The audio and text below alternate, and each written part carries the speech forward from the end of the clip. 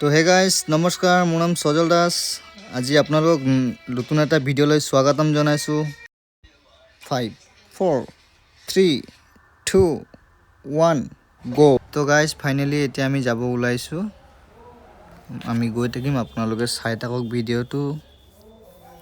যদি ভিডিঅ'টো ভাল লাগে লাইক কৰিব, কমেণ্ট কৰিব, ছাবস্ক্ৰাইব কৰিব নাপাহৰিব।